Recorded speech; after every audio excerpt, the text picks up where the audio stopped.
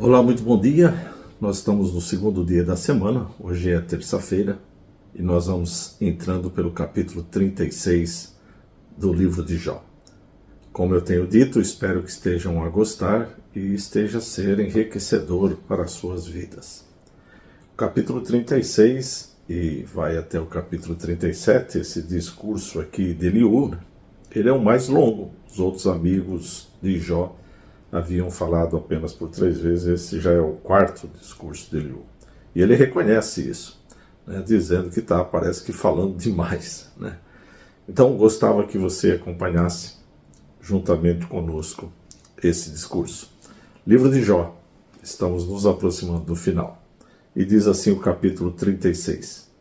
Disse mais Eliú: peço que seja um pouco mais paciente comigo, e lhe mostrarei que se pode dizer mais verdades em defesa de Deus. Vem de longe o meu conhecimento, atribuirei justiça ao meu Criador. Não tenha dúvidas, as minhas palavras não são falsas. Quem está com você é a perfeição no conhecimento. É interessante como muitas vezes as pessoas se julgam superiores e falta até mesmo humildade a se dirigir aos outros. Uma das características daquele que realmente está preocupado com o bem do próximo é a humildade. É reconhecer que é tão limitado e tão pecador quanto qualquer outro, que está suscetível e sujeito às mesmas enfermidades como o outro. Percebam aqui algumas questões de arrogância, né, a respeito deste jovem chamado Eliú. Primeiro ele diz que ele pede um pouco a Jó, pede um pouco de mais paciente, como eu disse, porque ele já estava a falar mais do que os outros haviam falado. Então ele pede paciência com ele. Mas ele pede paciência porque ele se julga mais. Ele diz assim: mostrarei que se pode dizer mais verdades em defesa de Deus. Como se Deus precisasse de homens para defendê-lo. Né? A própria palavra é a grande defesa de Deus. Deus não precisa de quem o defenda. Não precisa de conselheiro. A palavra do Senhor diz, né? Deus por acaso teve conselheiro quando estava a criar os céus e a terra, né? Ou seja, Deus não precisa de conselhos humanos e nem de defesa humana. Mais ainda, ele diz assim que vem de longe o meu conhecimento, né? Como se ele fosse uma pessoa muito letrada, muito sábia e, portanto, ele já deveria ouvir a sua palavra, né? Ele diz assim, é a perfeição no conhecimento. Ele se julga perfeito e com muito conhecimento. Devemos ter realmente um pouco de cuidado com pessoas que têm essas características, que lhe falta a humildade, que lhe falta entender o sofrimento do próximo.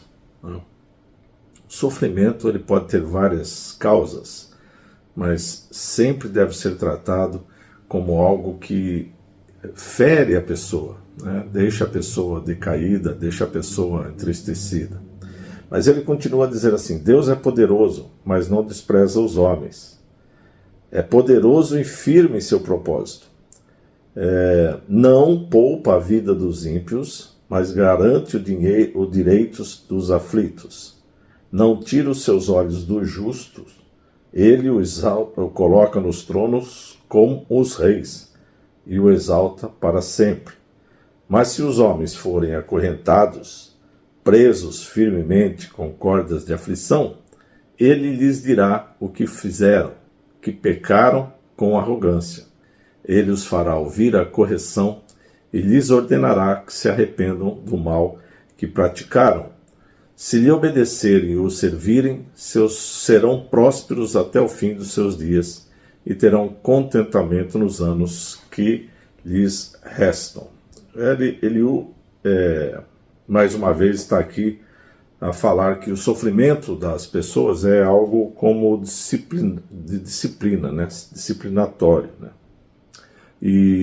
Isso é uma verdade. Muitas vezes Deus permite o sofrimento às pessoas de uma forma didática, para levar as pessoas à reflexão e levar as pessoas a uma nova vida, uma nova forma de viver. Mas eu gostava de chamar a atenção aqui, porque ele diz assim: Deus é poderoso, mas não despreza os homens. Isso é verdade, Deus está com seus olhos postos sobre todos os homens, né? É poderoso e firme em seu propósito, também é uma verdade. Ele é poderoso e firme em seus propósitos. Seus decretos estão firmados e ele não pode negar os seus próprios decretos, né?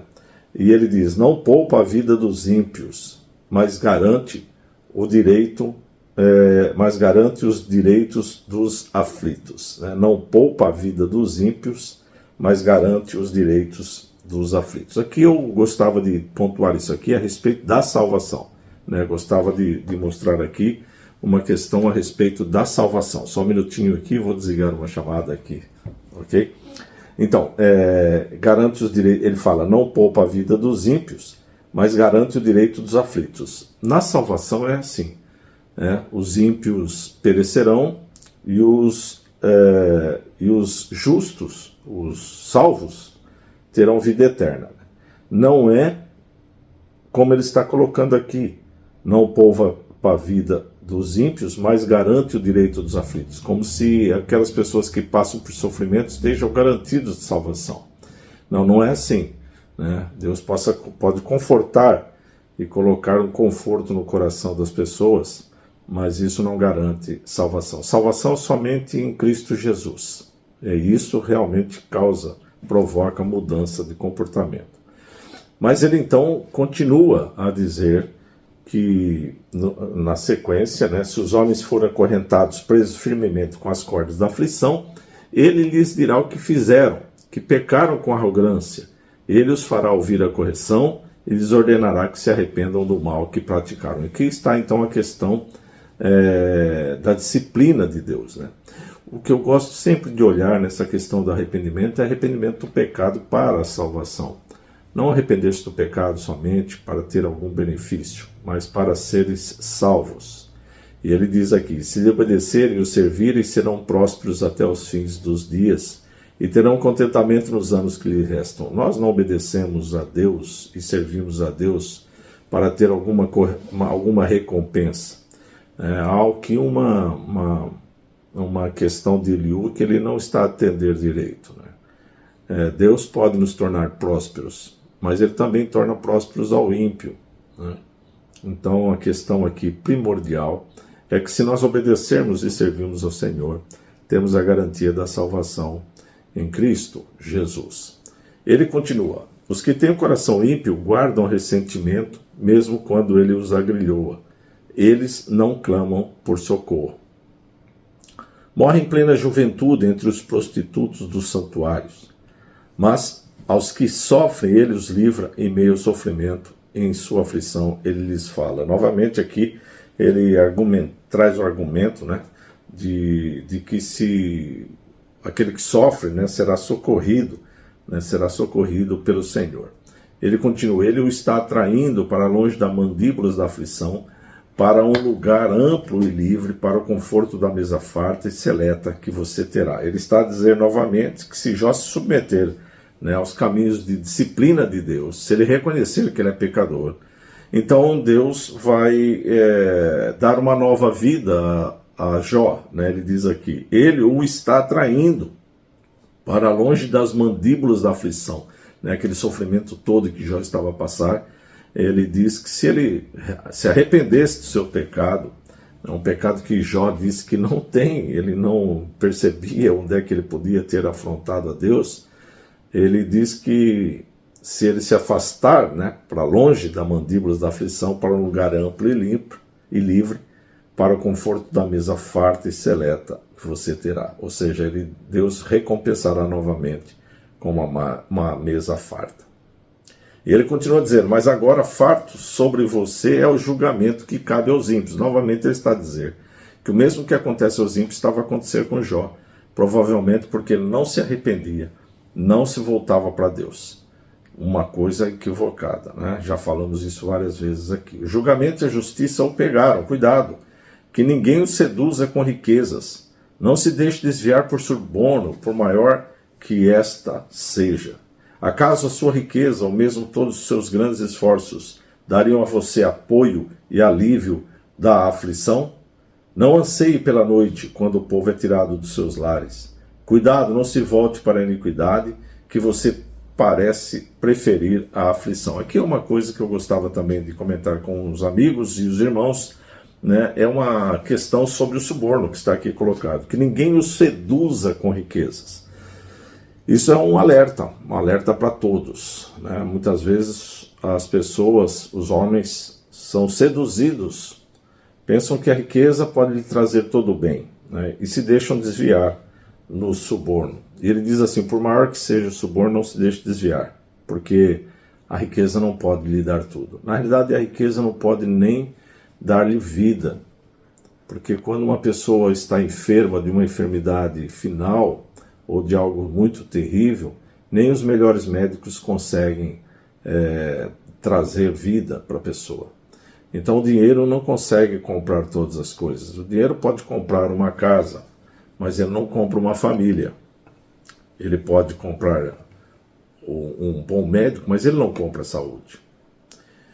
Então, o que nós precisamos entender é que o dinheiro compra materiais. Ele pode comprar uma cama, mas ele não compra um relacionamento estável de família, de casal.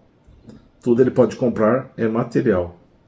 Mas olhando para o lado de conforto, ele não pode conceder. Por isso, cuidado quando ambicionamos coisas, né, e queremos sempre mais e mais. É um perigo para a saúde espiritual do homem. Ele continua: Deus é exaltado em seu poder. Quem é mestre como ele? Quem lhe descreveu os seus caminhos, ou lhe disse, agiste mal? Lembre-se de exaltar as suas obras, as quais os homens dedicam cânticos de louvor. Toda a humanidade as vê, de lugares distantes, ou os homens a contemplam. Ele continua: como Deus é grande, ultrapassa o nosso entendimento. Verdade. Não há como calcular os anos da sua existência. Verdade. Deus nunca não tem início, não terá fim, né?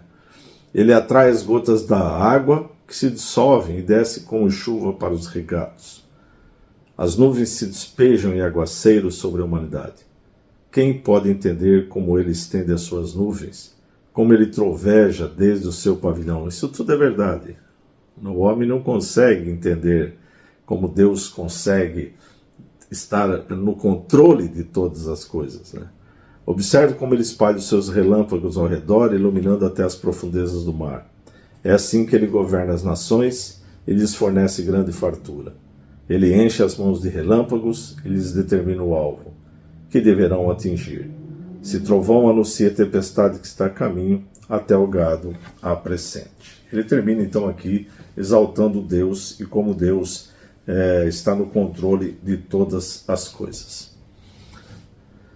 Amanhã nós vamos ver a última parte, ou o último discurso de Eliú. E eu quero convidar você a estar conosco então amanhã pelas 7 horas da manhã. Não se esqueça de deixar aqui o seu comentário e também deixar o seu gosto. Deus abençoe. Espero por você amanhã, em nome de Jesus.